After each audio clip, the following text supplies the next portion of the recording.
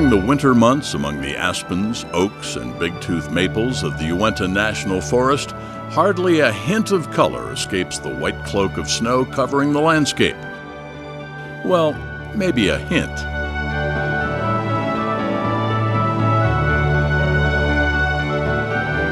If you seek adventure and a little solitude, and you want a ski-deep powder, find a Yurt. It's not a five-star hotel.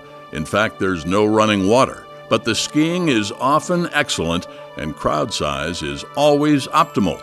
Today, we visit the TUNA Yurt, located in the western Uintas off of Norway Flats Road, owned by the Utah Nordic Alliance, or TUNA. Although only 50 miles from Salt Lake City, weather dictates the level of difficulty for this excursion. One extreme will be exemplified in what follows. Forecasted to snow about 20 inches in 2 days, this outing was an adventure from the doorstep.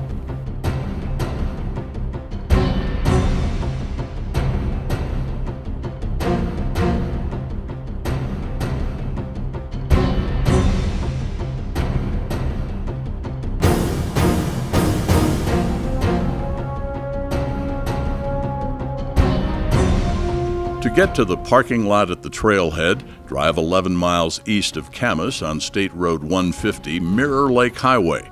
The trail begins on the north side of the highway and is labeled Service Road 035, also called Norway Flats Road. Of course, you won't see much of the road when it's buried under 2 feet of snow.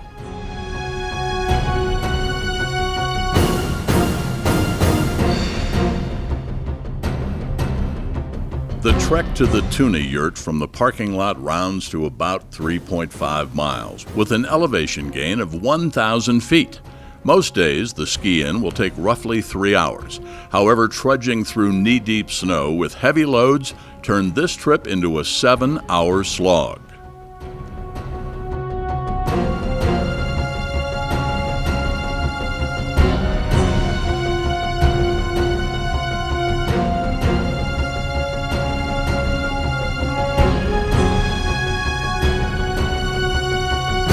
The Uinta Mountains are part of the Uinta-Wasatch National Forest, and as the name implies, it represents 3 separate zones that are managed together by the U.S. Forest Service.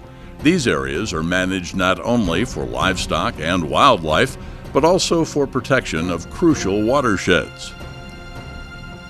The word Uinta is a Native American word meaning pine tree or pine forest, and the Uinta National Forest is considered urban because the forest is heavily influenced and impacted by the 1 million-plus people living in close proximity.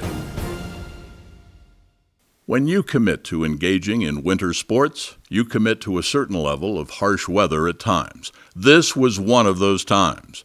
Many yurt skiing excursions, like this one, depend upon an early registration with a first-come, first-reserved policy.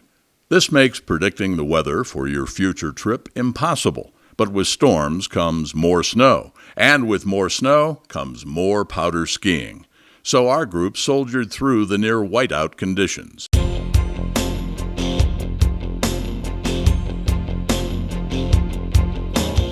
Records indicate that the annual temperature in this area ranges from an average low in the mid-teens to average highs in the low 90s. Annual precipitation averages approximately 16 inches, and it seems like half of that has come down since this trip started. The Norwegians have a saying, "There is no such thing as bad weather, just bad clothing." This uphill shuffle against the flurry reminds us of why this wisdom is timeless. Waterproof outer shell, warm, breathable layers, and a base layer that wicks away the sweat. The cool down that occurs when resting can progress to chills if a moderate temperature is not maintained, so it's important to avoid overheating.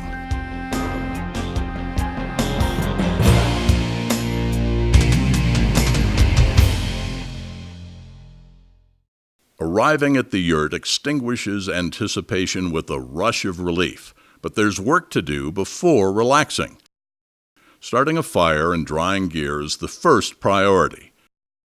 Turns out this yurt has a disco ball, which instigates an impromptu dance party.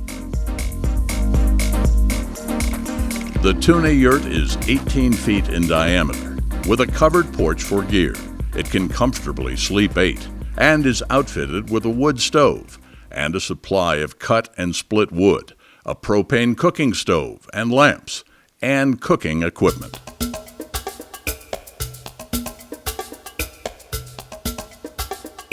Natural light generously glows through a translucent dome, as long as the snow has been cleared from the roof. An added bonus, the freshwater spring that flows by the yurt, minimizing the amount of water packed in. This crew utilized the abundance of fresh snow for cooking and drinking water by boiling it on the propane burners. You can expect to bump your head a few times as you settle into yurt life.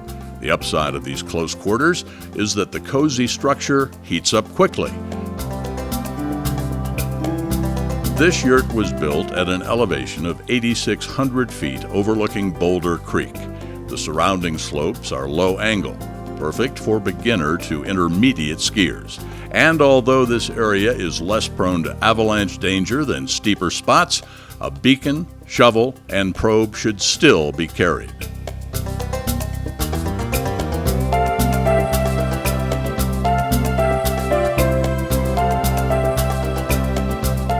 Most of these hills provide 300 to 400 feet of vert, making them short shots that are easy to climb.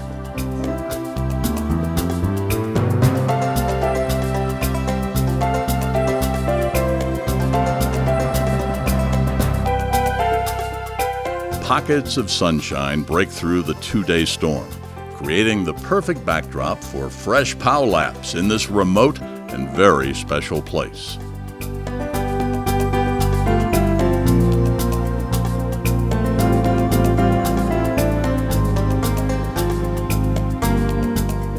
Most yurts, this one included, require a certification before you'll be allowed to rent the yurt. The class lays out the basics for yurt care and maintenance, from keeping wood stocked in the foyer to finding the propane tank in the middle of winter. This orientation ensures a pleasant experience for all future guests.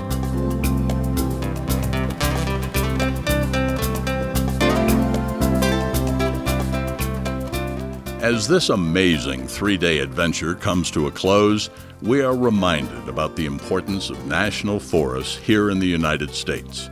These areas are managed, not owned by the Forest Service. They are owned by every U.S. citizen at birth.